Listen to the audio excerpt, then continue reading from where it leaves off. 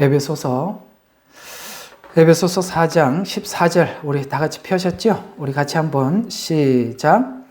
그리하여 우리가 이제부터는 더 이상 어린아이가 아니요 사람들의 속임수와 교활한 술책으로 그들이 속이려고 숨어서 기다리는 온갖 교리의 풍조에 이리저리 다니지 아니하고. 아멘. 무슨 말입니까? 어린아이들은 남들이 속이는 걸 못 찾아내죠. 애들한테 무슨 이야기를 해도 애들은 그냥 믿죠. 참 순수하다는 차원에서는 참 좋은 일이긴 하나, 만약에 속이는 사람이나 교활한 술책을 가지고 숨어서 속이려고 한 사람들에게는 반드시 속아 넘어가게 되겠죠. 그러니까 그것이 순수해서 좋습니다라고 이렇게 이야기를 할 수는 있습니다만, 순수함이 교활한 사람들을 만났을 때 그 순수함은 순기능으로 작용하는 게 아니라 역기능으로 작용을 하게 되겠죠. 사단은 우리가 받은 복음을 이렇게 하려고 한답니다. 이게 반드시 이게 하려고 한대요. 어떻게 하려고요? 속이려고 합니다. 또 교활한 술책을 가지고 교리, 이제 오늘 이 교리를 좀 할 거예요. 공의가 뭔지, 하나님의 사랑이 뭔지, 이 교리 중에 들어가는 건데요.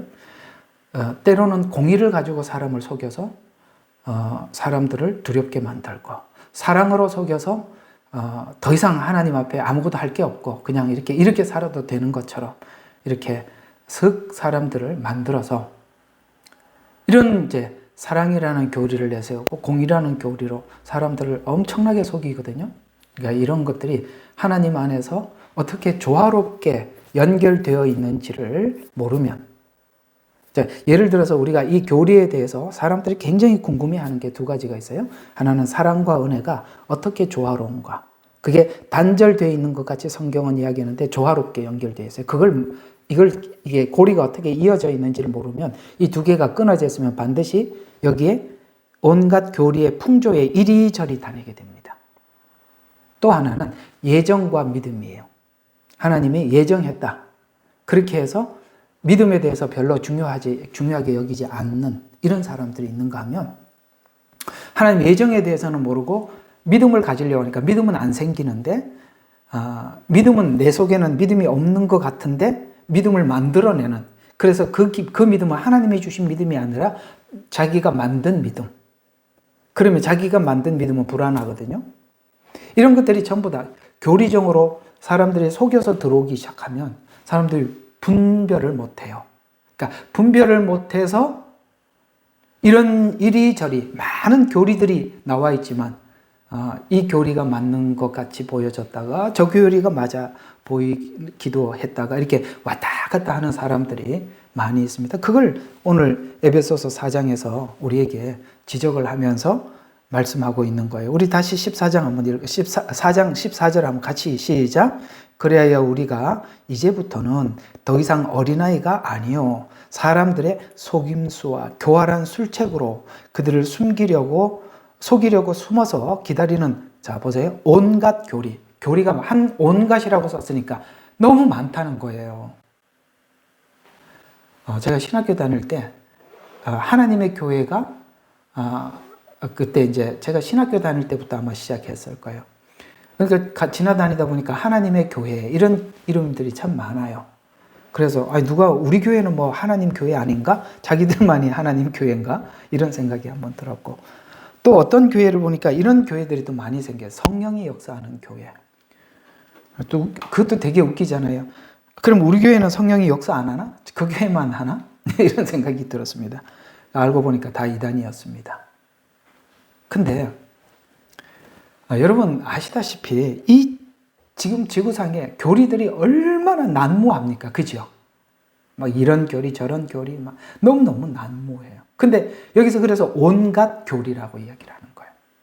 근데 우리가 지금 참 성경을 읽으면서 여러분 스스로는 다 이게 하나님 앞에 은혜는 다 찾아내지는 못하게, 그 누군가의 도움은 받아야 되겠는데 여기저기서 들어보면 이 사람은 이 말하고 저 사람은 저 말하고 도대체 뭐가 옳으냐 뭐 이래서 얼마나 힘들어요. 힘들죠?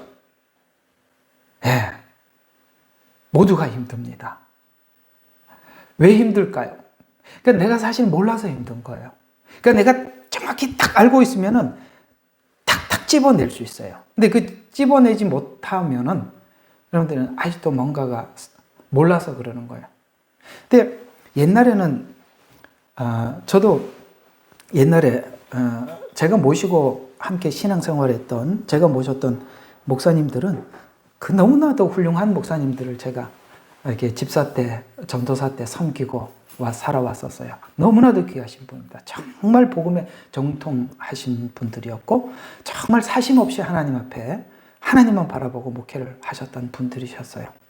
근데 그분들이 전했던 메시지는 그분들의 마음에 사심이 없고 욕심이 없고 그런 게 아무것도 없다 보니까 그분들의 메시지는 흠잡을 게 없었어요. 전부 다 복음이었습니다. 뭐 하나 자기를 위해서 말씀을 전한 적이 한 번도 없었어요.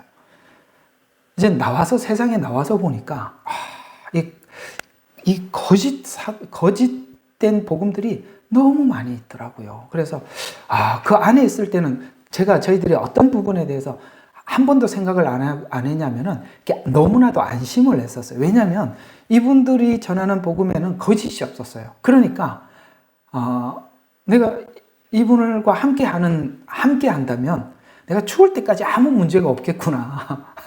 그렇게 생각해요. 근데 이제 제가 지금 직접 목회를 하게 됐잖아요. 그렇잖아요. 이제 그분들하고 내가 함께 하는 게 아니라 내가 따로 떨어져서 나왔잖아요.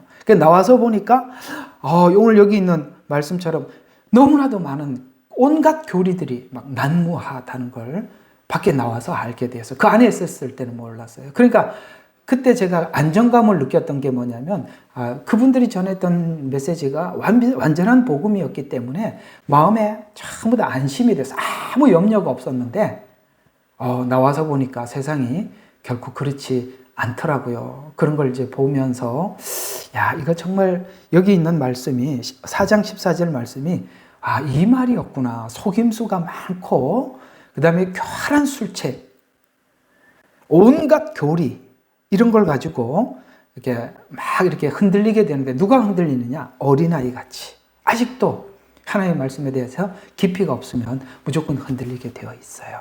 그런 차원에서 우리가 성경이 말씀하고 있는 아까 말씀드린 것처럼 사람들이 사랑과 공의의 관계 끊어져 있는 게 아니거든요. 사랑과 공의는 어떻게 연결이 되어 있고 그 다음에 예정과 믿음은 어떻게 연결되어 있느냐. 이걸 가지고 가장 많이 사기를 치더라고요.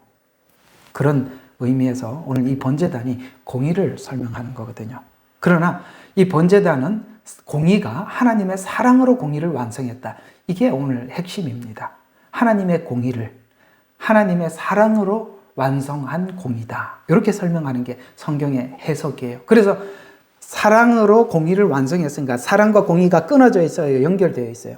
연결되어 있죠. 사랑으로 공의를 이렇게 연결되어 있잖아요. 끊어진 게 아니라. 근데 성경을 얼핏 잘못 보면 구약은 공의고 신약은 사랑 같아요. 그래서 신구약을 그렇게 또 앞에는 공의로 보고 뒤에는 사랑으로 보고 은혜로 보고 이렇게 딱 나누어서 보면 막 구약 시대, 신약 시대 막 이런 거에 대해서 막 달라지게 되고 마지막 종말 시대 막 이렇게 해가지고 막 그게 막 중구난방이 되면 아무리 들어도 정리가 안 됩니다. 자, 그런 차원에서 우리가 이런 말이 있잖아요. 구원의 확신이라는 말. 저는 오늘 이 사랑과 공의, 특별히 이 번제단을 하면서 남들이 막 그냥 당신이 뭐 구원의 확신이 있어? 라는 이 막연한 대답이 아니라 저는 이 공의와 사랑에 대한 이야기를 여러분들에게 정확하게 전달을 하게 된다면, 여러분들이 이해를 한다면 여러분들 마음속에 구원에 대해서 조금도 의심이 없게 될 겁니다. 이 번제단이 바로 십자가 복음이거든요. 그래서 이 성막에서 가장 중요한 것이 뭐냐? 이 번제단 없이는 지성소로 갈 수가 없어요. 번제단. 십자가 없이 하나님 만날 수 없는 거예요. 그럼 이 십자가가 뭐냐를 이 번제단 안에서 하나님이 굉장히 많이, 그러니까 복음을 이렇게 숨겨놨으니까 찾아내지 못하는 사람은 평생을 봐도 안 보이는 거고, 보이는 사람들은 너무너무 은혜가 되는 거예요. 이렇게 숨겨놨다는 게 신기하지 않아요? 그러니까 보는 사람만 보는 거예요. 모르는 사람들은 몰라요. 못 찾아내는 거예요. 자, 오늘은 한번 서론을 한번 이렇게 잡아봤습니다. 구원에 대해서 사람들이 참 관심이 많지요.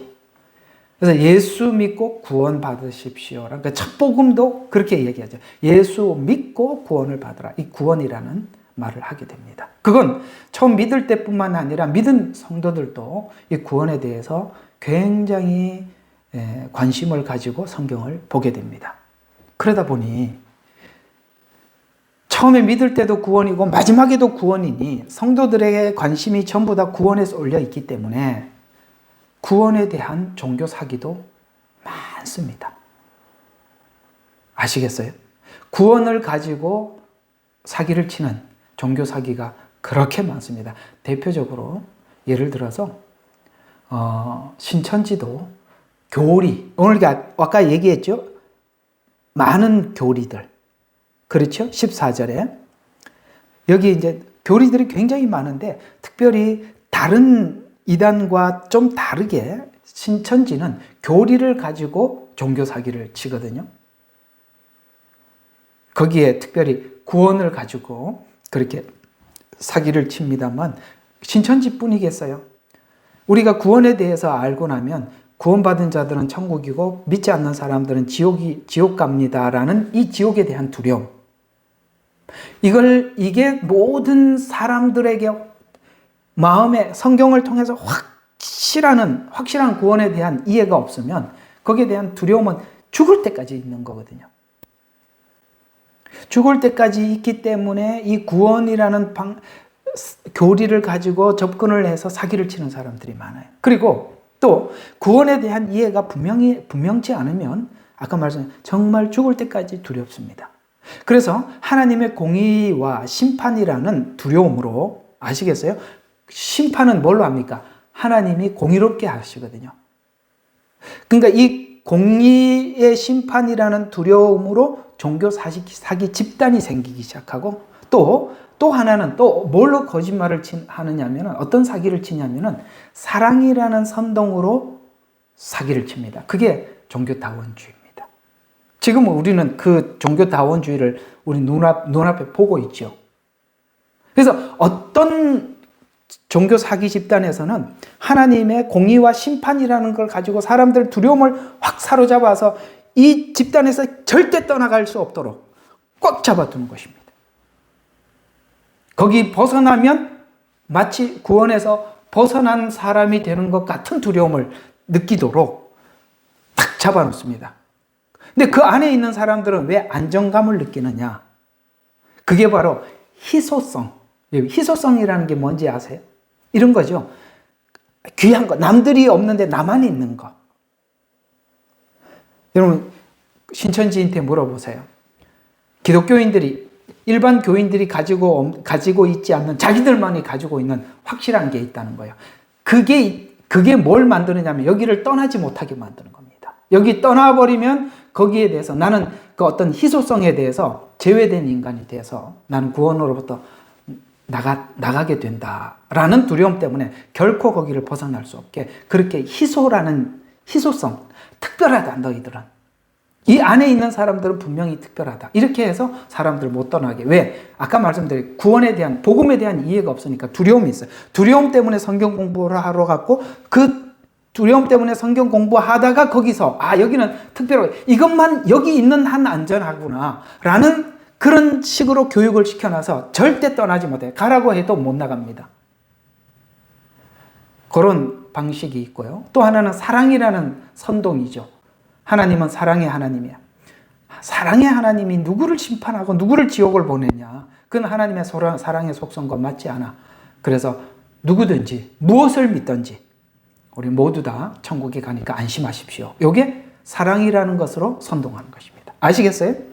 이 사랑, 이게 지금 오늘 공부하는 게 보통 일이 아니라 이걸 얘기하는 거예요. 이 두 개의 연결점을 모르면 이게 끊어져 있으면 공의 때문에 두렵고 사랑 때문에 뭡니까? 아무것도 안 해도 되는, 성경이 말하는 모든 것을 다 부인해버리게 되는 무서운 결과를 가져오게 된다 이야기입니다. 그래서 둘 다 하나님과 사랑이라는 관계에 대한 이해가 분명하지 않아서 당하는 일입니다. 자, 오늘 여기 우리가 지금 함께 공부하려고 하고 있는 이 번제단에서 보는 바와 같이 번제단은 우리가 저번에 그림에서 본 것처럼 조각목에 놋을 싸서 배웠죠? 조각목에 놋을 싸서 그 싼 거기다가 계속 번제물을 태워서 하나님 앞에 올려드립니다.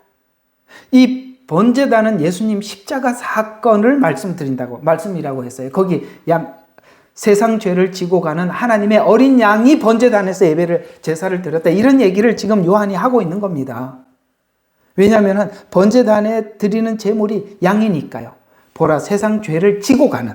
왜냐하면 구약에 있는 모든 양들이 하나님 앞에 제물이 될 때 그 사람들이 제주가 가지고 와서 그 죄를 어떻게 안수한다는 것은 죄를 이양한다 그랬잖아요. 그러니까 그 사람의 죄주의 죄를 대신해서 지고 가잖아요. 근데 예수님 한 분은 뭐가 다르냐? 그 양과 무엇이 다르냐? 세상 전부의 죄를 지고 가는 어린 양이고 구약에 있는 양은 그 한 사람의 죄를 1년만 책임지는 양이고요. 그게 다르다 이 말이에요.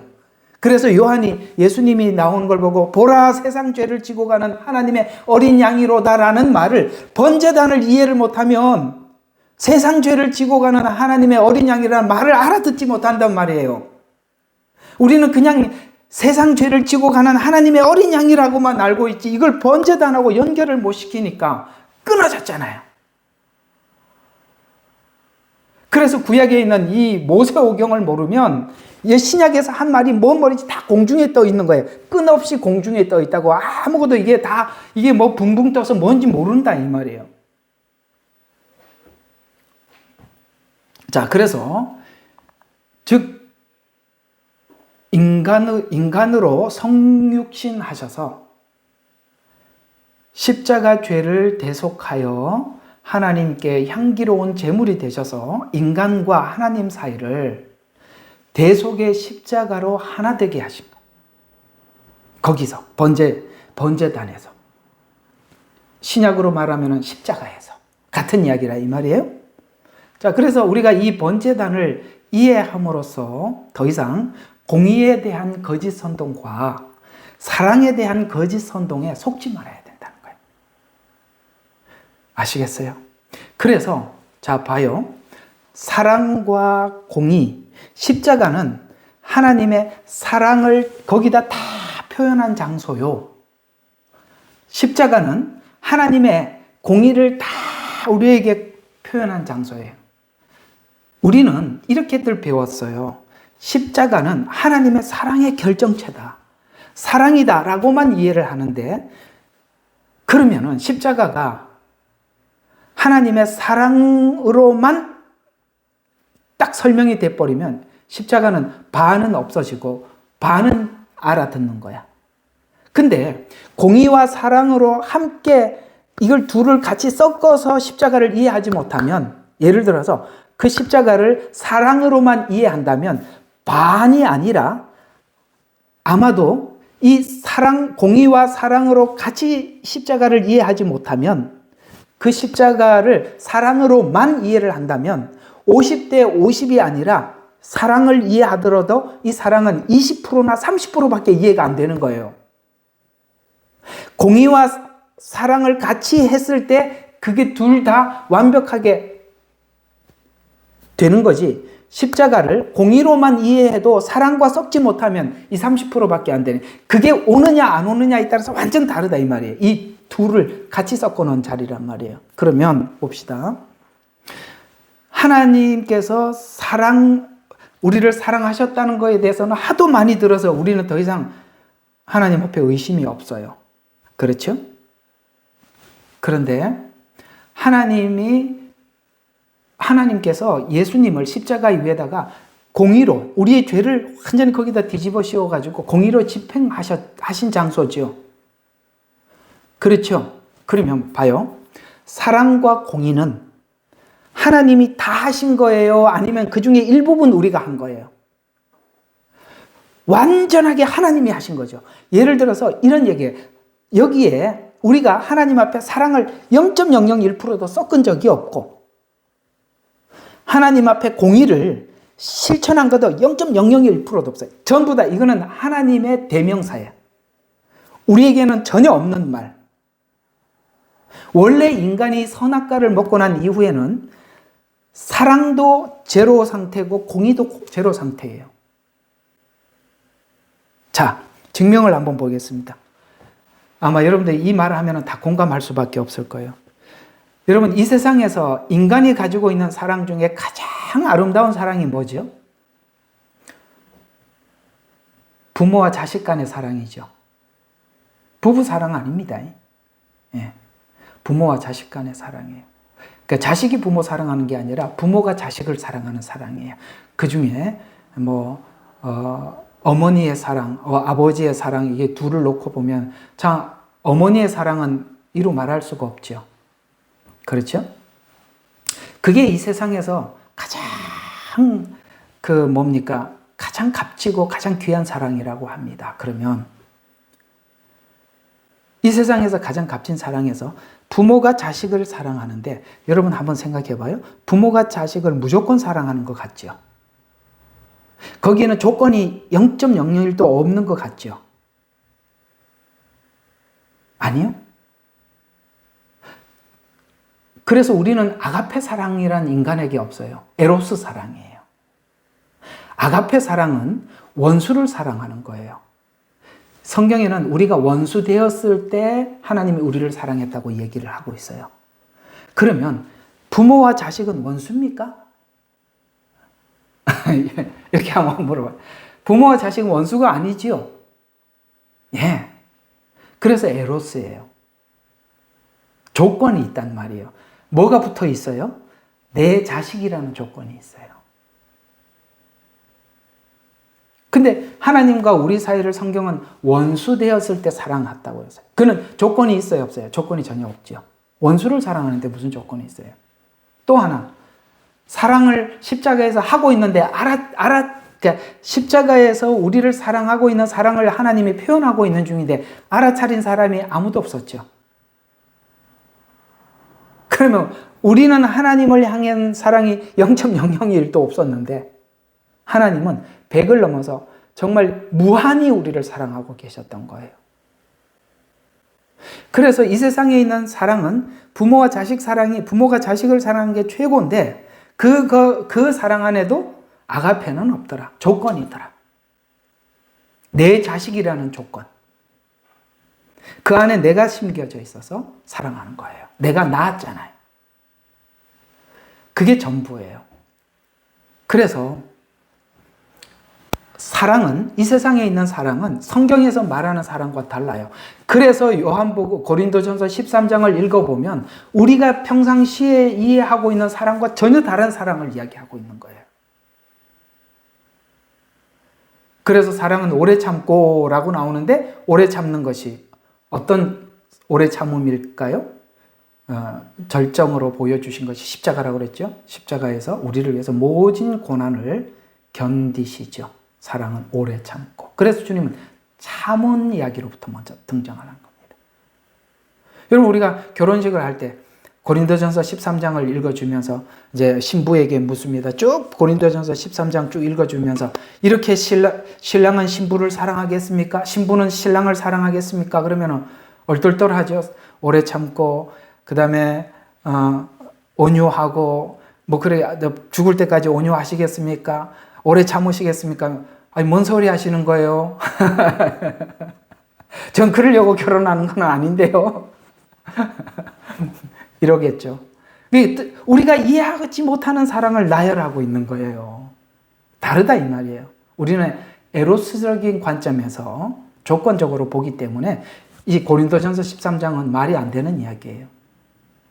근데 우리가 그걸 예수님을 알면 알수록 그걸 받아들이게 되고 이해하게 돼요. 그래서 사랑은, 성경이 말하는 사랑은 우리에게 없다라는 이야기를 하는 거예요. 두 번째, 성경에서 말하는 공의도 우리 인간에게는 없어요. 모든 상황은 자기 중심에서 설명을 해나가지. 맞지요? 자기 중심으로 설명하지 않아야 공의인데 인간에게 공의가 있을까요? 없죠. 그래서 사랑과 공의는 인간에게는 없는 하나님만이 가지고 있는 소유물이라 이 말이에요.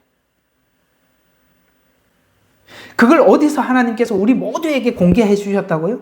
번제단, 십자가, 오늘 그 얘기라 이 말이에요. 그래서 우리가 구원의 확신을 가지고 있는 두 가지가 뭐냐면 하나님께서 죄인된 우리를 그때부터 사랑하셨다라는 이걸 성경 어디를 봐도 계속 그렇게 하나님이 우리에게 찾아오시니까 여기에 대해서는 우리가 더 이상 의심이 없어요. 하나님이 우리를 사랑하는 거에 대해서. 거기까지는 좋은데 이게 두 번째 뭐예요? 공의. 하나님께서 우리가 죽어야 되는 이 공의를 어떻게 집행하셨는가. 그래서 예수님에게 하나님께서 우리에게 집행해야 될 사망의 공의를 십자가에서 아주 여지없이 집행을 하셨어요. 냉정했어요. 예수님도 하나님께 뭐라고 이야기했어요? 나의 하나님 어찌하여 나를 버리십니까? 라고 그런 버림을 당하는 듯한 아픔을 느낄 만큼 하나님은 예수님에게 우리에게 집행해야 될 공의, 그 죽음을 예수님에게 아주 그냥 뭐예요? 정말 이렇게 뭐라고 표현해야 되나? 아주 그냥 하여튼 뭐 단어가 생각이 안 납니다. 아주 뭐 여지없이 그냥 집행을 하신 것입니다. 그래서 우리는 하나님의 사랑 때문에 하나님 앞에 구원을 확신을 하기도 하지만 사실은 저에게 묻는다면 하나님의 공의 때문에 더 확실한 확신을 갖습니다. 저는. 그게 왜 그런지 설명을 좀 해드리도록 하겠습니다.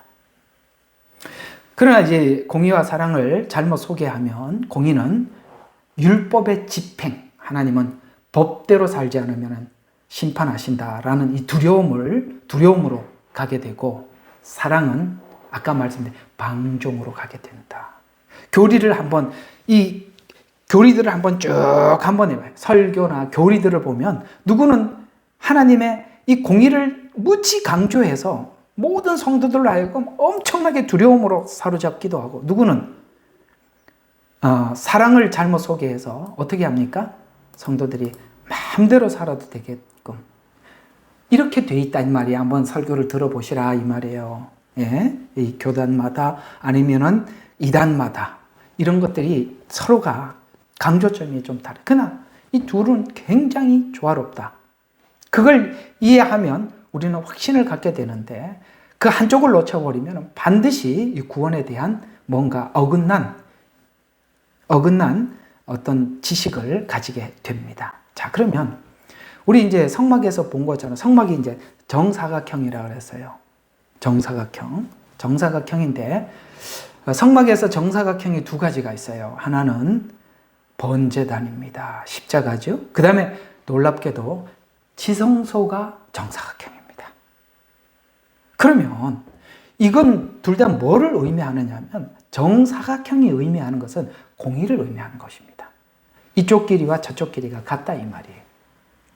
공의를 의미합니다. 그래서 번제단 곧 십자가는 하나님의 사랑을 공의로 나타낸 보인 장소다. 하나님의 사랑을 뭘로 표현했다고요? 공의로 표현한 것, 장소. 이것이 십자가다. 그러면 번제단은 십자가를 의미하는데 자, 히브리서 9장 16절에서 22절 보겠습니다. 자, 이제 성경을 부지런히 찾아봅시다. 히브리서 9장 16절에서 22절입니다. 16절. 자, 유언이 있는 곳에는 유언한 자의 죽음도 필연히 따라와야 하리니 유언은 이제 설명은 좀 이따 해드릴게요. 일단은 잘 봐요. 유언은 사람이 죽은 후에야 효력이 있죠. 맞죠? 내가 지금 유언을 했어요. 살아있을 때는 유언이 효력이 있다 없다? 없죠. 유언은 죽어야 유언이 효력이 있어요. 맞죠? 그 얘기를 하고 있는 것입니다. 죽은 후에 효력이 있으며 유언한 자가 살아있는 동안에는 효력이 없느니라. 그러므로 자, 첫 언약도 피 없이 드려진 것이 아니니. 첫 언약이 뭐예요? 모세가 이스라엘 백성들에게 율법을 받아 내려와서 피를 두 양풍에다 담아놓고 너희가 이제 율법을 낭독을 하죠. 그래서 이스라엘 백성들에게 묻습니다. 너희들이 이 율법대로 살겠느냐? 그러겠습니다. 그래서 언약식을 어떻게 합니까? 반은 제단에 뿌리고 그러니까 두 양푼으로 나누었어요. 그래서 반은 제단에 뿌리고 하나님께 뿌렸다는 얘기예요. 또 반은 어디에다 뿌리는 거예요? 이스라엘 백성들에게 뿌렸어요. 이게 무슨 뜻일까요? 너희들이 율법대로 살지 않으면 반드시 죽임을 당하리라. 이것이 첫 언약이라 이 말이에요.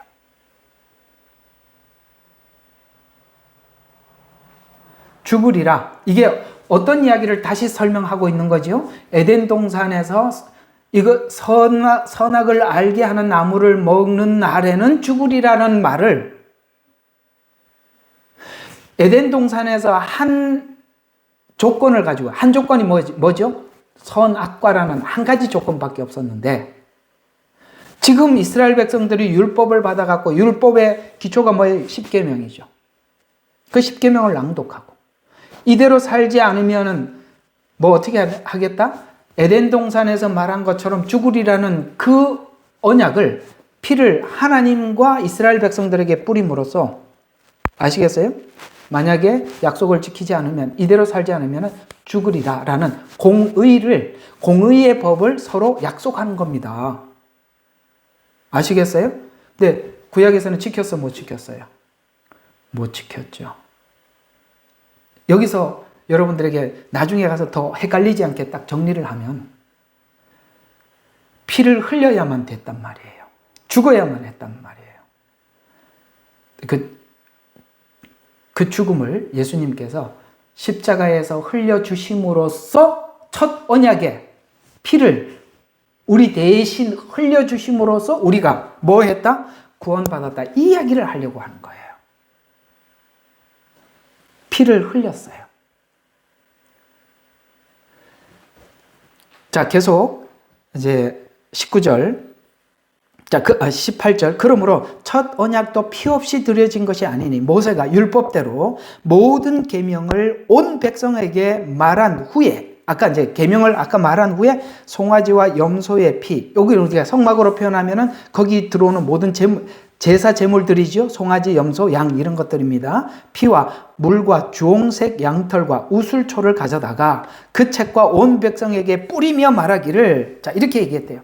이것은 하나님께서 너에게 명하신 언약의 피라 하였느니라. 더 나아가 그는 피를 가지고 성막과 섬기는 데 쓰이는 모든 기명에 뿌렸느니라. 여기 성막에 있는 모든 기명에다가 다 뿌렸다 이 말이에요. 뿌렸느니라.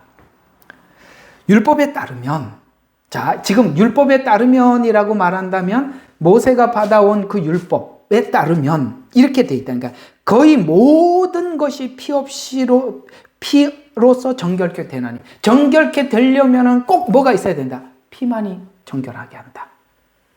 그러면서 피 흘림이 없이는 죄사함이 없느니라라고 레위기 17장 11절에 못을 딱 박아놨다 이 말이에요. 레위기가 뭐예요? 제사예요, 제사. 십자가가 뭔지를 설명하는 게 레위기라 이 말이에요. 그래서 거기다 피 흘림이 없이는 죄사함이 없느니라 라고 성경은 못을 탁 박아놨대요. 자, 이 이야기가 뭐냐? 오늘 이야기를 이렇게 풀면 됩니다. 자, 이 번제단에는 아침 저녁으로 늘 제사, 상번제라 그래요. 아침 저녁으로 드리는 제사, 늘 제사를 드리고 이스라엘 백성들은 필요에 따라 늘 제사를 드렸어요. 제사를 드릴 때마다 제물을 드려야 하므로 소나 양이나 염소의 피가 아침 저녁으로 계속, 여기는 막 끊임없이 피가 흘렀을 것입니다. 그래서 번제단을 공의의 단이라 이렇게 얘기하는 거예요. 아까 뭐라 그랬어요? 피를 가지고 양쪽 뿌렸어요. 근데 율법을 지키지 않으면 모두가 이렇게 죽게 된다라고 했는데, 율법을 지키지 못하니까 계속 와서 제물을 잡아갖고 하나님 앞에 대속을 드린 거 아니에요. 그러면 이 번제단의 피가 계속 흘러야만 했던 이유가 뭐예요? 죄가 계속 반복된다는 얘기 아닙니까? 구약 내내 반복이 돼서 정지를 할 수가 없는 거예요. 해결이 안 되니까. 그래서 시냇물처럼 흘렸을 것입니다. 그러면 번제단의 공의의 피를, 아까 피가 이 공의의 피라고 해서 죽으리라고 했잖아요. 반반씩 뿌렸잖아요. 그래서 이게 흘렸는데 그 흘린 이유를 이렇게 설명을 하고 있는데 히브리서 9장 16절과 22절의 유언은 죽은 후에 효력이 있듯이 첫 언약도 피 없이 드려진 것이 아니니라는 이 말은 예수님께서 유언을 하시죠. 뭐라고 유언하시죠? 내가 온 것은 제사장들과 서기관들에게 죽임을 당하고 3일 후에 부활하리라 라고 유언을 했잖아요. 그럼 그 유언을 완성을 하려면 죽어야 유언이 완성이 되잖아요. 그래서 여기는 유언의 완성의 조건이 뭐라고 해요? 죽음. 오늘 성경대로 표현하자면 피 흘림. 이렇게 된다 이 말이에요. 그러니까 예수님이 안 죽으면 우리는 해결할 수 없는 거예요, 죄가. 그래서 예수님께서 첫 언약 때처럼 제자들과 새 언약을 하실 때 이것은 내 피다. 이것은 내 살이다라고 했죠. 아시겠어요? 그걸 이미 모세오경에 이 예수님의 피가 뭔지, 예수님 십자가의 죽으심 고난이 뭔지를 오경에서 이미 다 설명을 해 두었다. 그래서 모세오경에서 하나님의 사랑이 십자가에서 번제단에서 어떻게 하나님의 공의를 완성했는지 이 고리를 구약에서 이해를 해야 되는 거지, 신약에서는 구약에서 약속한 결론만 우리에게 말해주는 거예요. 그러니까 신약만 알면 내가 아까 말씀 끊없이 뛰어오는 풍선이에요.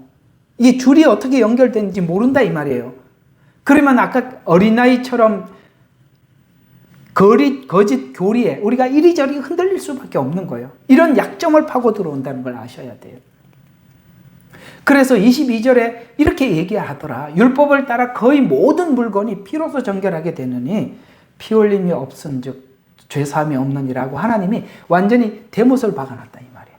피 흘려야 죄사함이 있다. 이걸 지금 구약에서 설명하려고 했던 거예요. 이게 핵심이다. 피 흘림이 없이는 죄사함이 없다. 이게 구약의 오경의 핵심이다. 이게 왜 오경의 핵심이냐? 처음부터 먹는 날에는 죽으리라. 죽음은 피를 상징하잖아요. 이건 에덴에서 이야기했던 거고 모세오경이 이야기했던 거고, 그러니까 이 전체 구약이 설명하고자 하는 내용의 배경을 쭉 알지 못하면 결국 예수님 십자가 죽음이 뭐냐라는 것에 대해서 우리가 모른다 이 말이에요. 십자가는 어디서 발견해야 된다? 오경에서 찾아야 한다. 그래서 구약의 첫 언약에서 십자가의 보혈의 의미를 오경에서 이미 이렇게 설명해 두었었죠. 자, 오경에서는 모세오경에는 참 중요한 큰 사건이 나오는데 하나가 뭐냐? 만나. 그 다음에 성막을 중심으로 한 제사. 이게 이스라엘 광야 생활의 주된 내용들이죠. 그렇죠?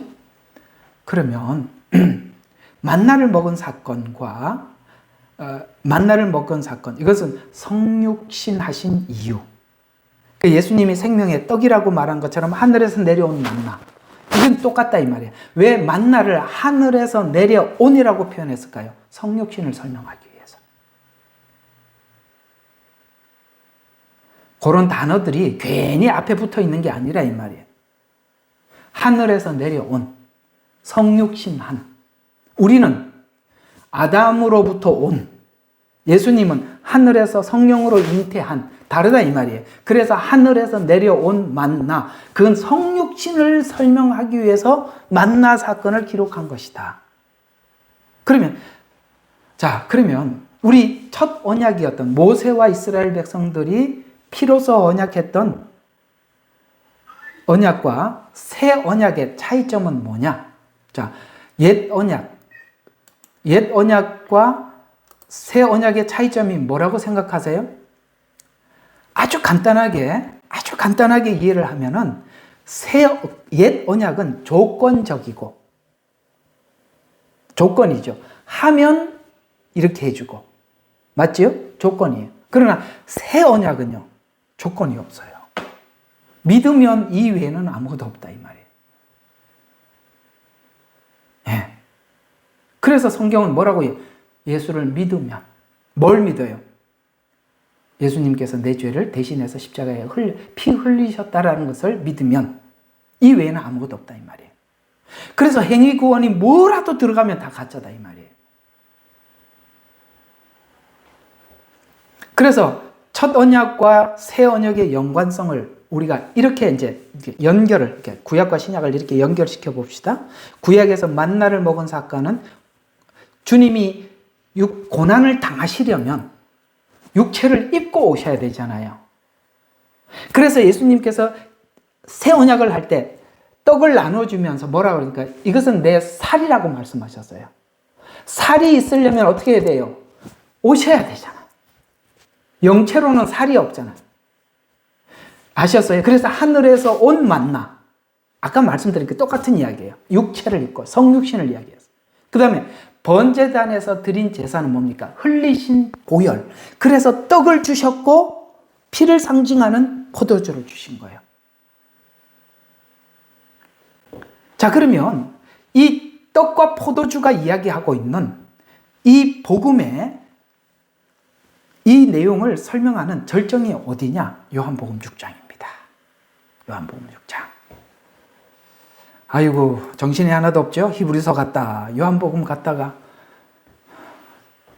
자, 요한복음 6장 48절에서 50절 한번 좀 봅시다. 자, 여기서는 만나, 그 떡을 뭐라고 설명하시는 건가? 6장 48절에서 50절입니다. 제가 봉독하지요. 나는 그 생명, 자, 여기 이제 그라는 말 기억해 두세요. 그가 그라고 하면은 과거에 있었던 어떤 것이겠죠. 그라고 얘기했으니까 나는 그 생명의 빵이라. 너희 조상은 광야에서 만나를 먹고 죽었으나 하늘에서 왔지요. 만나도 하늘에서 왔는데 먹어도 죽더라. 죽었으나 이것은 하늘에서 내려온 빵이니 그것을 먹는 자는 죽지 아니라. 그러면 그 빵과 이 빵은 뭐예요? 그 빵은 모세가 만나를 주었던 빵이고 이 빵은 예수님 자신을 이야기하는 거예요. 지금 예수님은 이미 구약을 알고 있으니까 제자들이 그것을 배경으로 자신이 누군지를 설명해 주고 있는 거예요. 그 빵, 하늘에서 내려온 그 빵, 성육신한 예수님. 이렇게 설명을 대조해서 지금 둘을 연결시키고 있는 겁니다. 이것은 하늘에서 내려온 빵이니 그것을 먹는 자는 죽지 아니라. 아멘. 그건 옛날에는 먹었는데 죽었다. 근데 나를 먹으면 죽지 않는다. 여러분 이거요. 이 얘기를 듣고 난 뒤에 사람들이 60절을 보세요. 그때 제자 중 많은 사람들이 이 말을 듣고 아우 이 말이 어렵도다. 누가 그것을 들을 수 있으랴? 이런 말을 한단 말이에요. 여러분들이 받은 복이 뭘까요? 이 말을 듣고 이해가 되는 거예요. 믿어지는 거예요. 이 사람, 어떤 사람들은 들어, 머리 아파. 이게 무슨 얘기야? 못 듣는다 이 말이에요. 여러분들이 하나님이 주신 축복이 뭘까요? 이걸 듣는, 소화하는 은혜를 주신 거예요. 참 고맙지 않아요? 이걸 듣고 아마도 여러분들이 이 말이 이해가 안 되면 아이고 당장 나가야 되는데 아무도 안 나가는 거 보니까 아는 모양이네. 그죠? 알아듣는 거예요. 자, 계속 봐요. 나는 하늘에서 내려온 살아있는 빵이니. 그러니까 이미 구약에 있는 만나에 대한 지식을 가지고 있던 제자들은 알아듣지요. 하늘에서 내려온. 그래서 누구든지 이 빵을 먹으면 아까는 뭐라게 죽지 아니하리라고 표현했는데 영원히 살리라.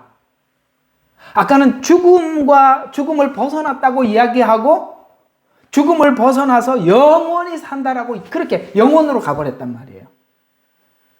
여러분 여기까지 믿어져야 돼요. 죽지 않는다라는 걸 믿는 걸 넘어서서 영원히 살리라를 믿는 게 이게 영생이에요. 영원히 살리라. 또 내가 줄 이 빵. 왜요? 아직 유언이니까. 아까 히브리서 했죠. 그래서 줄 빵이에요. 준 빵이 아니에요.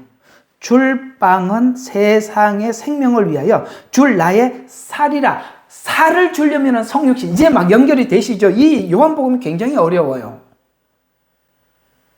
그래서 줄 나의 살이라. 그때 유대인들이 자기들끼리 다투어 말해요. 어떻게 이 자기 살을 우리에게 먹으라. 그러니까 얼마나 이게 다들 그렇게 이거는 하나님의 언어를 알아듣지 못하면, 야, 자기가 앉아갖고 살을 뜯어서 우리한테 주려고 하나? 이렇게 이제 이해를 하는 거예요. 이 똑똑해서 예수 못 믿는 거예요. 네, 똑똑해서. 네. 이 말 하면 바로 이렇게 생각해내니, 이게 믿을 수가 있습니까? 그래서 첫 언약에는 요한복음 48장 5절, 나는 모세가 광야에서 먹었던 그 빵이 생명의 빵이라. 왜냐하면 그들이 광야에서 나와서 하늘에서 계속 내려왔기 때문에 계속 먹을 수 있었고, 먹을 수 있었기 때문에 살 수 있었어요. 그런데 끝에 가서는 죽더라. 아담에게 했던 말에 그 죽음이 찾아오더라. 근데 58절에는 광야에서 빵을 먹었던 그 빵. 자, 58절 봐요. 이것은 하늘에서 내려온 빵이라. 그 다음에 너희 조상이 만나를 먹고 죽은 것과 같지 아니하니 이 빵을 먹는 자는 영원히 살리라. 아까 지금 얘기했던 거를 전부 다 어떻게 합니까? 압축해서 58절에 쭉 전달을 했습니다. 자, 그래서 이스라엘 백성들은 광야에서 하늘에서 내려오는 빵을 먹었어요. 그래서 먹어야 한다. 그러나 죽었었다. 이게 뭐냐? 율법. 아셨어요? 이거 좀 이렇게 아셔야 돼요. 율법. 죽었었다. 빵을 먹었지만. 그러나 이게 성막을 중심으로 제사를 드릴 때 번제단에 피가 물같이 흘렀지만 죽었다. 자, 두 가지를. 빵을 먹어도 죽었다. 그래서 왜요? 하나님께서 첫 언약에 약속한 약속을 지키지 못하니까. 그래서 이 죄를 해결하기 위해서 계속 번제단에서 피를 흘렸어요. 그래도 죽었다. 이해가 가요? 만나를 먹어도 죽었고 제사를 지내도 안 되더라. 그러나 하나님은 여기서 우리에게 이렇게 하늘에서 내려온 만나와 번제단에서 피를 흘리는 주인공이 와야만이 이 문제가 해결된다는 것을 계속 설명하고자 한 것이 이스라엘 백성들이 광야에서 했던 일이다. 안 되더라라는 걸 알면 하나님께서 이렇게 하면 된다라는 걸 가르쳐 줬는데, 어떻게 설명을 해야 될지 모르겠어요. 하나님이 구약 제사를 통해서 이렇게 해야 해결이 된다라는 것을 계속 가르쳐 줬는데 안 되더라는 거예요. 근데 끝에 가서 하나님께서 이 모든 문제를 한순간 다 종식시키고 해결할 메시아를 보내줄 거라고 약속을 했다면, 지금 이 사람들이 해도 안 된다는 걸 알면은 누구를 기다릴 수밖에 없어요. 그 문제를 완전히 해결할 메시아를 기다려야 되잖아요. 근데 놀랍게도 주님께서 그 문제를 해결하실 메시아가 왔을 때 아무도 몰랐다는 거예요. 아무도 몰랐다는 거예요. 그럼 우리는 자꾸 이스라엘 백성들을 보고 이 바보 같은 이스라엘 백성들아, 왔는데 왜 모르냐? 하나님이 모르게 했답니다. 이사야서에. 모르게 했대요. 성경에는 너희가 알았더라면 영광의 주를 십자가에 못 박지 않았을 것이라고 이야기합니다. 몰랐기 때문에 못 박은 거예요. 우리가 태어나자마자 하나님을 알고 이렇게 살면은 죄인이 된다라는 걸 알고 그렇게 그 법을 다 성경에 보면 그런 사람이 하나 등장했죠. 부자 청년이 등장해갖고 뭐라 그럽니까? 그 율법을 다 지켰습니다. 이렇게 이야기합니다. 그랬더니 뭐라고 이야기합니까? 네가 가지고 있는 소유를 다 팔아서 가난한 사람들에게 나누어 줘라. 그거는 좀 근심이 되는데요. 그러면서 그렇죠? 예. 율법을 다 지켰다라고 생각하고 있는 그 자체가 예수님을 보지 못하게 만드는 거죠. 그 부자 청년, 이스라엘은 부자입니다. 전 세계에 있는 모든 민족 중에 부자입니다. 어떤 부자일까요? 율법도 가지고 있고 제사도 하나님 앞에 드리고 있고, 그렇죠? 성전도 가지고 있습니다. 그들은 부자입니다. 그것을 행하고 있음으로 인해서 그들은 하나님의 말씀을 지키고 있다라고 생각을 했기 때문에 예수님이 오셔서 내가 그 메시아라고 했을 때, 우리가 아브라함의 후손인데 지금껏 율법을 잘 지키고 하나님 앞에 구원받은 백성으로 살아가고 있는데 메시아가 왜 필요하냐, 이렇게 해서 예수님을 배척한 거 아시죠? 그래서 우리가 넉넉하게 하나님의 말씀을 잘 따르고 있다고 생각하면 우리는 죄인이라는 걸 인식하지 못해요. 자, 오늘 계속 한번 보시면 이런 이야기입니다. 이스라엘 백성들은 광야에서 만나를 먹었어요. 그러나 죽었어요. 제사를 드렸어요. 그래도 죽었어요. 왜? 율법은 죄의 문제를 내가 지켜 해결해야 했기 때문입니다. 사람과 짐승은 달라요. 그렇죠? 사람이 죄를 지었는데 짐승이 대속해서 할 수는, 왜냐면은 사람의 죄는 사람이 대속을 해야지 짐승이 대속할 수는 없어요. 그러나 하나님께서는 짐승을 그렇게 죽여서 하나님 앞에 번제로 받음으로써 이런 방식으로 우리 죄 사함을 받는다라는 것을 가르쳐 주려고 하는 게 구약 제사의 전부예요. 요즘은 가끔씩 우리가 유대인들과 하나가 되어야 합니다라는 주장을 하는 일부의 사람들이 유대인들이 지키고 있는 제사를 오늘 우리 교회도 지켜야 한다라는 그런 무리들이 등장하고 있어요. 아니거든요. 그거는 하나님께서 예표로 설명한 것인데 그렇게 하고 있어요. 메시아닉과 하나가 되기 위해서는 우리 메시아닉이 하고 있는 구약에 있는 이게 다 아까 말한 뭐예요? 이상한 교리들.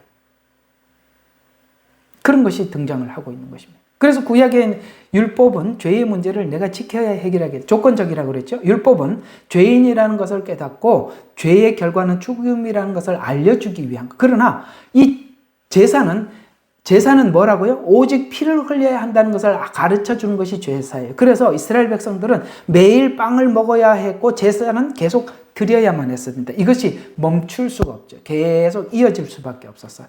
이 이해가 구약에서 있었기 때문에 예수님 성육신과 십자가를 신약에서 이해하게 돼요. 그러니까 이 이해를 충분히 하는 사람만이 십자가가 뭔지 다 이렇게 받아들이게 되고, 구약에 있는 이 내용을 모르면, 신약에서만 알고 있으면 너무 이게 미미하고 이 복음에 대한 이해가 너무나도 미미해서 모른다 이 말이에요. 저는 신약은 열매라고 생각해요.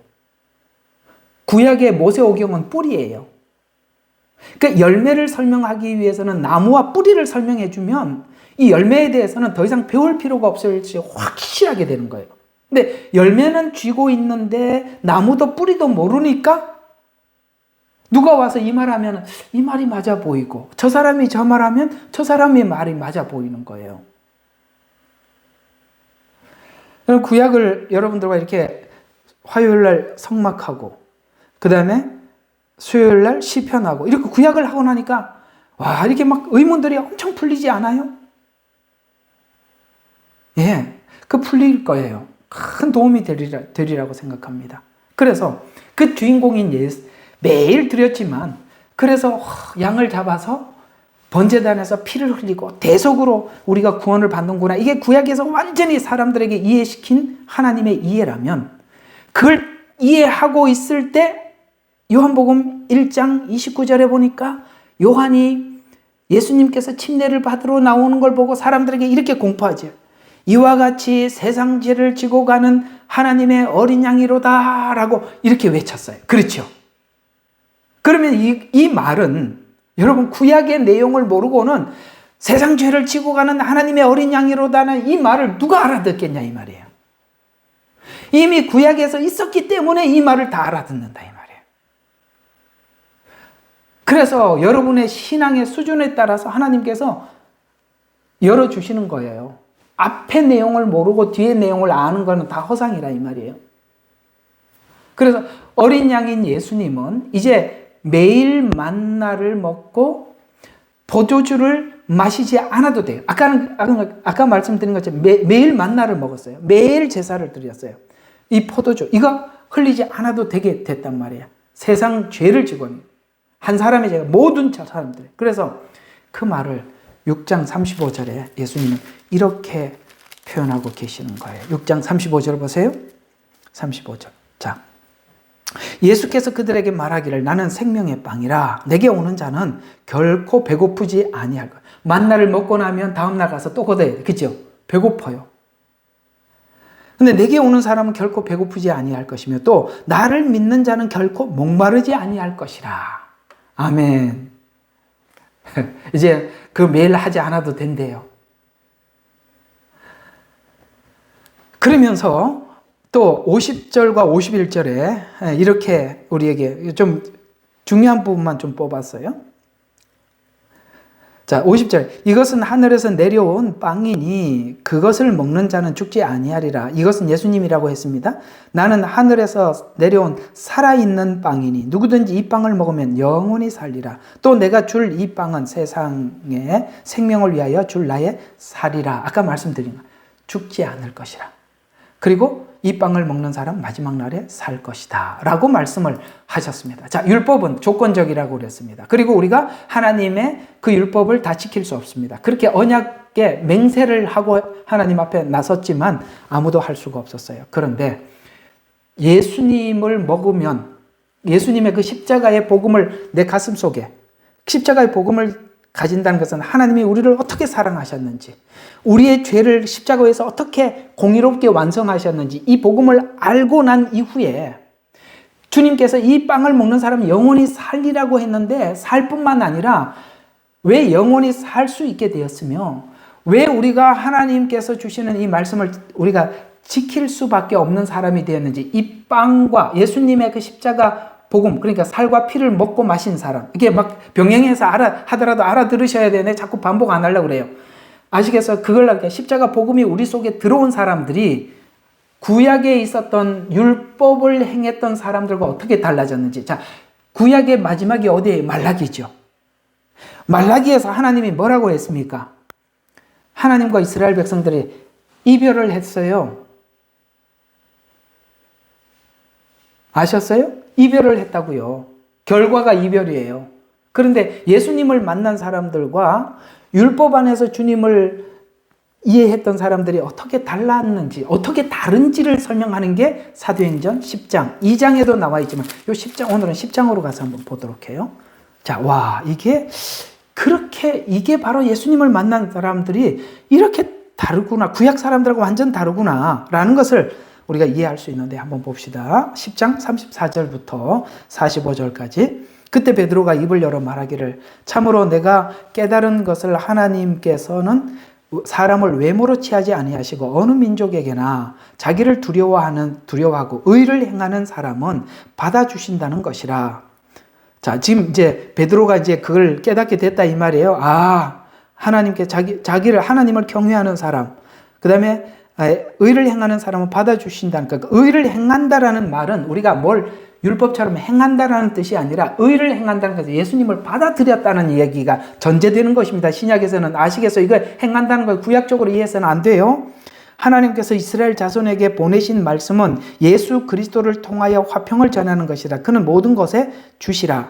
내가 말하노니 너희도 알거니와 그 말씀이 요한이 전파한 침례 이후에 갈릴리에서 시작해서 이제 예수님 성육신에서 사역을 시작했던 이야기죠. 시작하여 온 유대에 두루 다니면서 전파하며 하나님께서 나사렛 예수께 성령과 능력으로 기름을 부어주셔서 그분이 두루 다니면서 선한 일을 행하시면서 마귀에게 억압받은 모든 자를 치유하셨으며 이는 하나님께서 그분과 함께 계심이라. 우리는 그분이 유대인들의 땅과 예루살렘에서 행하신 모든 일의 증인이라. 그분은 죽여서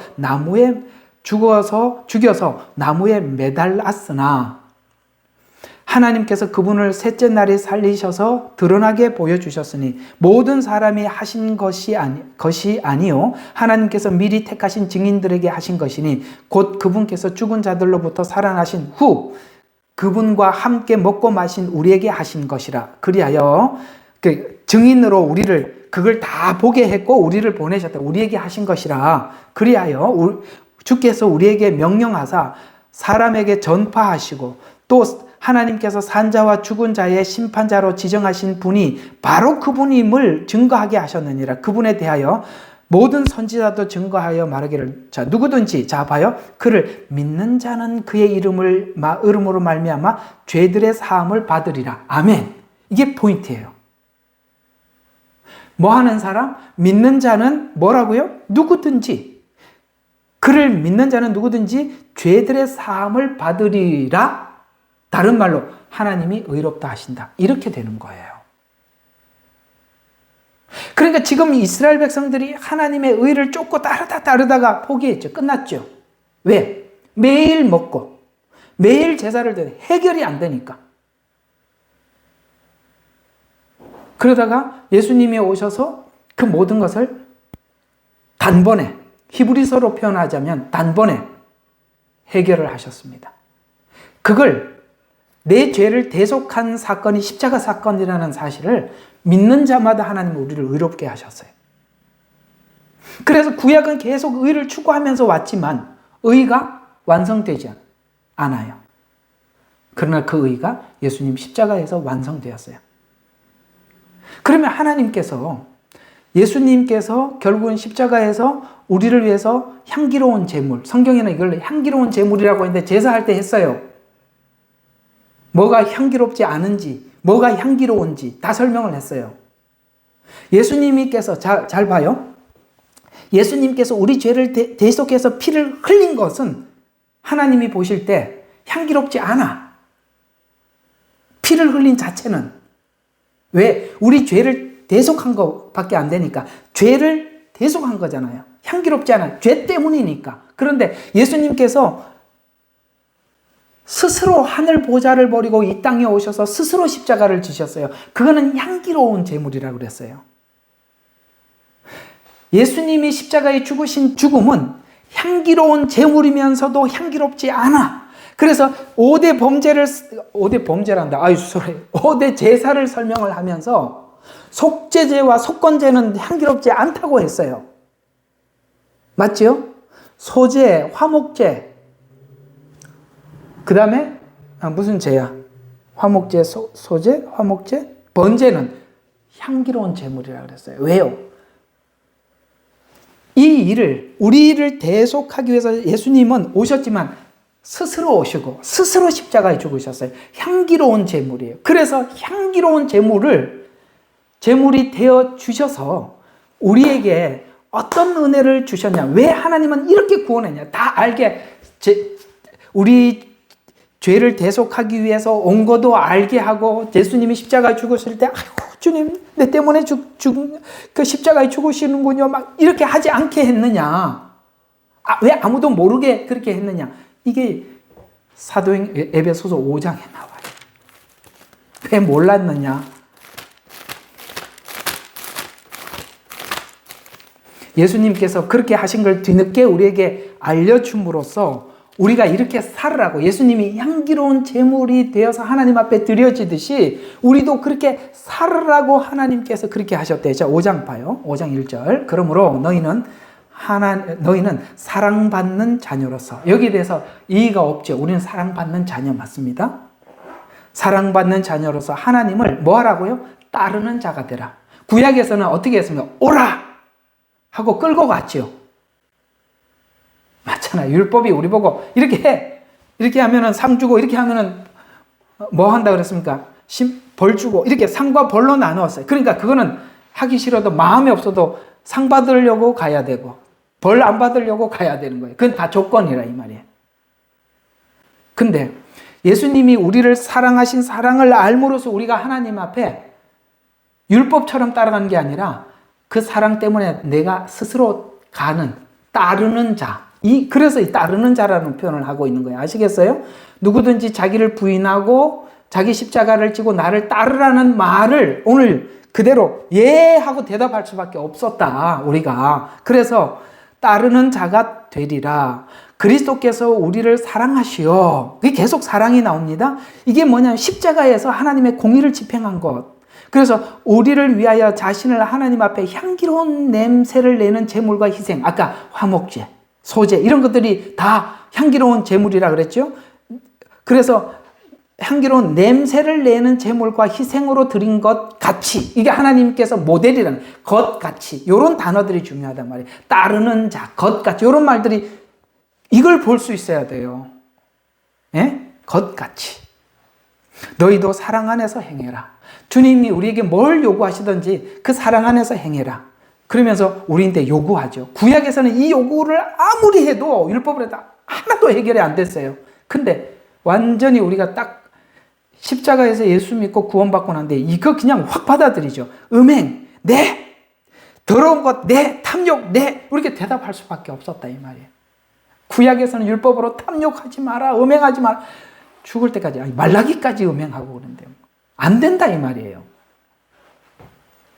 그래서 성도들의 변화는 은혜를 알 때, 자발적으로 변화될 때, 그때부터 변화가 시작되는 것이지, 우리가 뭘 딱 세게 강요해가지고 사람들이 따라가고 가는 척, 거기에 속지 말라.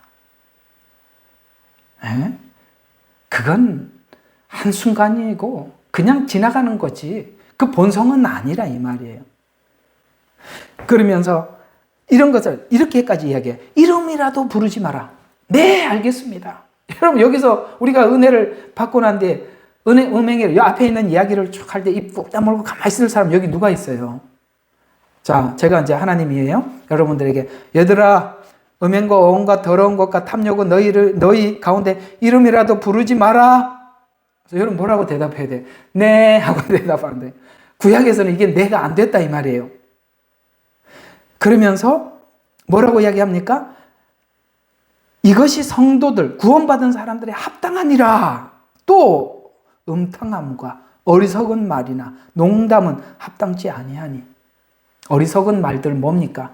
꼭 하나님 앞에 좋은 말하고 뒤에다 딱 한마디 덧붙이는 이 어리석은 말들, 앞에 말들이 전부 다 가짜가 돼버리잖아요. 꼭 사람들이 좋은 말 다 하고 난 뒤에 한마디 덧붙이는 게 그게 자기 진짜가 나와. 딱 보면 아이고 아니구나. 그래서 이름이라도 부르지 마라. 이것이 성도들의 합당하니라. 그 다음에 농담이나 합당치 아니하니 오히려 감사를 표하라. 너희는 이것을 알거니와 음행하는 자, 더러운 자, 욕심 많은 자, 우상숭배자 누구든지 하나님과 그리스도의 왕국을 상속받을 수 없다라는 요 말이 그대로 요한계시록 나오지요. 그러면 이거 봐요. 자, 5절 이것도 중요하니까 한번 짚고 넘어가 봅시다. 이게 십계명에 나온 거 아닌가요? 맞지요? 음행, 욕심. 그래서 욕심 때문에 이웃에게 거짓 증거하고 그러지 않습니까? 그 십계명은 요 이야기를 풀어놓은 거예요. 구체화시켜 놓은 거라 이 말이에요. 그러나 이거는 압축시켜서 설명한 거예요. 아시겠어요? 근데 자, 우상숭배 누구든지 하나님과 그리스도의 왕국을 이거 안 하면 상속받습니까? 음행 안 하고 더러운 거 안 하고 욕심 버리고 우상숭배 하지 않으면 그리스도의 왕국을 상속받습니까? 여러분 이 말을 잘 이해를 해야 되는 거예요. 내가 그랬잖아요. 아까 사람들이 자꾸 공이라는 이름으로 이렇게 해서 사람들을 얽어매는 거라고. 이 말의 뜻은 이런 이야기입니다.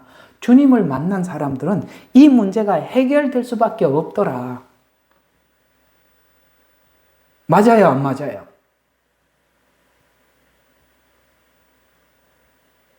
해결 안 되나요? 될 수밖에 없어요. 앞에 있는 이 음행, 더러운 것, 탐욕 이런 것들이 전부 다 우상숭배, 그 다음에 음행 이런 걸로 나오잖아요. 이게 속에 있는 이런 것들이 겉으로 이렇게 나오는 것들이잖아요. 그러면 우리가 그리스도께서 이런 거 하지 말라라는 말씀을 마음에 둔 사람들은 이 문제가 해결될까요? 안 될까요? 되지요. 구약 내내 이스라엘 백성들하고 하나님 앞에 충돌이 뭐였습니까? 우상숭배 문제 아니었었나요? 그게 끝까지 해결이 안 되잖아요. 끝까지. 왜? 탐심이 있는 난 우상숭배가 해결이 안 되는 거예요. 탐심이 있는 난. 음행 해결 안 되는 거예요. 그러나 오늘 하나님께서 자발적으로 예수님께서 이렇게 한 것처럼 그렇게 하셔서 우리를 구원하셔요. 우리가 그걸 따르는 자가 되어서 이제는 우리가 하나님께서 우리에게 뭘 요구하든지 지금 아직 그것이 완성 단계에 가 있지 못한다 할지라도 지금도 그 부담과 그 요구 앞에 하나님 앞에 몸부림치는 누구나 그럴 수밖에 없는 몸부림칠 수밖에 없는 해결을 위해서 하나님 앞에 간절할 수밖에 없는 그것이 신자가 아니냐 성도들이 아니냐 이렇게 성경은 우리에게 되묻고 있는 것입니다.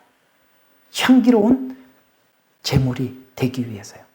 또 예수님께서 십자가에서 그렇게 죽으신 이유는 바로 우리의 모든 죄를 사하는 능력이 십자가에 있었다라고 말씀하고 있습니다. 여러분 우리가 하나님 앞에 죄 용서함을 받았으니 이제는 세상에 두려울 것이 하나도 없는 거예요. 그렇죠? 세상에 제일 두려운 게 세상에 어떤 것도 아니라 하나님의 심판대 앞이 세상에서 제일 두려운 거예요. 근데 하나님 앞에 죄 용서함을 받은 자유처럼 완전한 자유가 없어요. 그래서 이사야서 1장 18절에 보니까 우리가 서로 변론하자. 이 변론이라는 말이 뭐예요? 얘기해보자. 이야기해보자. 변론해보자. 그럼 뭐라? 우리의 죄가 종 같을지라도. 그렇죠? 그래서 갈보리 제단에서 희생 제물이 되시고 우리를 위해서 흘리신 물과 피가 양털처럼 희게 되심으로 깨끗함을 받았다. 누가 그게 가능하다? 변론하는 자. 주님 앞에 나와서 하나님 제 죄가 이러이러합니다. 어떻게 하면 좋겠습니까? 라고 하나님 앞에 묻는다면 하나님은 그 아들 예수 그리스도께서 십자가에 죽으셨던 죽음의 그 비밀을 우리에게 공개해 주실 거예요. 누가? 변론 찾는 자들에게 하나님은 다 열어주신다는 거예요. 이러한 구원의 역사는 우리의 고행이나 수양이나 선행이나 행함으로 이루어지는 것이 아니라 오로지 예수 그리스도를 믿음으로 이루어지는 것입니다. 믿음으로. 그래서 민수기 21장 9절에 보니까 죄를 범한 불뱀에 물린 사람들은 노뱀을 뭐하면? 보면 살더라. 아시겠어요? 보면, 믿으면 같은 이야기예요. 보면, 예수님 십자가에 나를 대속한 것을 보면, 그것을 믿으면 같은 이야기예요. 그래서 에베소서 2장 8절과 9절에는 보면 믿는 것처럼, 보면 치료되는 것처럼, 자, 에베소서 2장 8절과 9절에 이렇게 믿으면이라고 말합니다. 너희가 믿음으로 말미암아 은혜로 구원을 받았나니 이것은 너희에게서 난 것, 요거는 율법이죠. 우리에게서 난 구원이라면 율법이죠. 행위죠. 그게 난 것이 아니라고 얘기하고 있어요. 그래서 난 것이 아니요. 하나님의 선물이라. 행위에서 난 것이 아니니 율법으로 지켜서 온 게 아니라 이 말이에요. 아무도 왜 이런 방식으로 했다고요? 자랑치 못하게 하면. 구원이 자기 것 되지 않게 하려고, 우리 것 되지 않게 하려고 하나님이 다 하셨다는 거예요. 만약에 구원이 우리 것이라면 착하고 도덕적인 사람이 가장 먼저 천국 갈 겁니다. 자랑치 못하게 하려 함이라. 그러니 이제는 주를 위해서 뭘 해도 우리가 자랑할 것이 없는 사람이 되었던 것입니다. 다음 주에 한 번 더 해야 될 것 같습니다. 자, 여기까지는 공의가 이렇게 작동되는 데까지만 요걸 할게요. 자, 요게 이제 굉장히 중요한 이야기가 여기서 오늘 결론적으로 9시까지 하려고 마음먹고 시작했습니다. 오늘 원래 좀 이 얘기가 중요해서. 따라서 구원은 번제단에서 말씀하신 것과 같이 예수님께서 자발적으로 성육신해서 이 땅에 오셔서 죄를 십자가에서 대속하신 공의가 되는 것입니다. 그래서 우리가 믿는 자마다, 아까 노뱀을 보는 자마다 구원을 받는 것처럼, 그래서 우리가 얻은 구원은 공의로 구속을 이루셨어요. 아시겠어요? 사랑이에요. 근데 그 사랑을 하나님께서 예수님에게 공의로, 그래서 이렇게 표현하면 돼요. 하나님은 그 공의를 집행하신 분이에요. 누구에게 집행을 했냐면 예수님께 집행을 한 거예요. 근데 예수님은 그 집행을 다 당하셨어요. 왜요? 하나님이 세상을 이처럼 사랑하사 독생자를 주셨어요. 우리를 사랑하셔서 하나님께서 우리 죄를 대신해서 죽어야 될 그 죽음을 예수님 앞에 아주 막 조금도 양보 없이 분명하게 내리셨어요. 근데 그걸 하나님 입장에서도 우리를 사랑하는 사랑 때문에 예수님께 그렇게 했고, 예수님도 우리를 사랑하는 사랑으로 그 공의의 집행을 받으신 거예요. 그래서 우리의 구원의 확신은 뭐냐? 하나님이 예수님에게 그렇게 그 모든 것을 우리를 대속해서 거기다 다 쏟을 만큼 우리를 사랑하셨다. 아들에게 쏟을 만큼 우리를 사랑하신다는 것에 대해서 사랑에 대한 의심이 없고, 두 번째 의심이 없는 것은 뭐냐면 하나님께서 우리의 죄를 십자가에서 다 집행했다는 사실에 대해서 믿기 때문에 저는 구원의 확신을 갖는다 이 말이에요. 그래서 이런 얘기가 되는 거예요. 따라서 구원은 번제단에서 말씀하신 것처럼 예수님께서 자발적으로 오셔서 죄를 대속하신 하나님의 공의다. 그래서 우리가 얻은 구원은 공의로 구속을 이루셨어요. 이 공의를 사랑만 이해해도 안 되고 공의만 이해해서 처음에 얘기했죠. 이 둘이 어떻게 연결이 되어 있는지.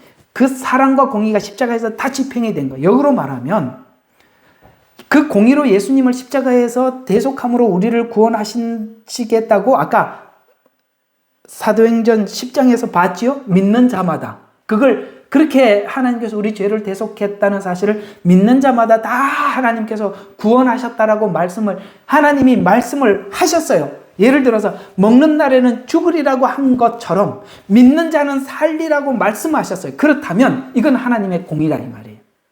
믿는 자를 구원하신다고 말씀을 하셔놓고도 어느 날 나 그 말 취소할래 이러면 하나님의 공의가 아니라 이 말이에요. 공의가 믿는 자들에게는 얼마나 확신이 되고 위로가 되는지 모른다 이 말이에요. 하나님은 말을 번복하지 않는다 이 말이에요.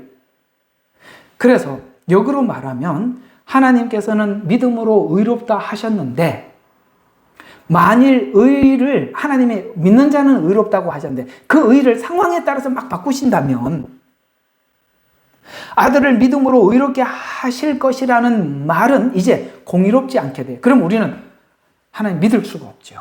하나님 말을 이렇게 했다가 어느 날 또 기분에 따라서 아이고 나 그거 취소할래 이러지 않는다 이 말이에요. 하나님이 믿는 자 의롭게 하신다라는 것은 하나님의 말씀이고 하나님의 의라 이 말이에요. 하나님은 그 의를 변개하지 않으신다 이 말이에요. 그것이 우리를 구원을 확신케 한다. 따라서 공의는 이렇게 작동돼요. 이제는 하나님 앞에 공의가 이렇게 작동이 돼요. 십자가 이후에 공의는 이렇게 작동이 돼요. 불신자들에게는 그 공의가 분명한 심판을, 공의 때문에 심판을 받는 거예요. 또 하나는 신자에게는 분명한 구원을 선언하게 되는 것입니다. 이것이 바로 하나님의 공의의 절정입니다. 얼마나 여러분들이 많이 이해하셨는지는 잘 모르겠습니다만 십자가가 사랑과 공의의 결정판이라는 거 아시겠습니까? 어떤 부분에서 사랑이라고요? 자발적으로 오신 것. 자발적으로 십자가에 죽으신 것. 그게 왜? 우리를 사랑하신 사랑으로. 하나님은 예수님에게 냉정하게 우리 죄를 대속의 죄를 대속하기 위해서 집행을 해주셨고, 예수님은 하나님이 그 집행한 걸 견디시죠. 왜? 둘 다. 왜 그렇게 했다고요? 아들에게 했단 말이에요. 하나님은 우리를 사랑하셔서 아들에게 매정하게 그렇게 심판하셨고, 아들은 우리 죄를 대속하기 위해서 견디셨어요. 그것은 하나님의 공의 때문에 집행하는 것이면서 뭡니까? 우리를 사랑하는 사랑 때문에 두 분이 그걸 다 하신 거예요. 우리는 이게 예수 믿는 전부예요. 우리가 예수님을 믿는다라고 한다면 하나님의 사랑과 공의가 우리 안에서 어떻게 의를 이루셨는지에 대한 이해를 할 때 누가 와서 공의만 설명을 해갖고 우리를 확 사로잡으려고 하는 사람들 금방 구별해내고, 아시겠어요? 사랑이라는 말로 거짓말을 해서 우리 신앙을 마음대로 방종하면서 살아도 되는 것처럼 말하는 그것도 가짜라는 걸 금방 알아낸다. 이거예요, 이거. 이 복음의 핵심이라 이 말이에요. 그래서 아까 이 성막 그림을 딱 그려갖고 반을 이렇게 직사각형이잖아요. 그걸 딱 반을 나눠서 X자로 둘을 나누면은 반반씩 하면은 이 아래는 뭐가 중심이라고요? 번제단이 중심이고, 그 다음에 위쪽, 위에를 이렇게 반 정사각형하고 딱 그림을 그리면은 어디가? 지성소, 법궤가 있는 곳이 중심이라 그러니까 이 땅의 중심은 십자가요, 하늘의 중심은 하나님의 보좌예요. 그래서 이 땅에서 십자가를 지나가지 않고는 아무도 하나님의 보좌에 다다를 수가 없는 겁니다.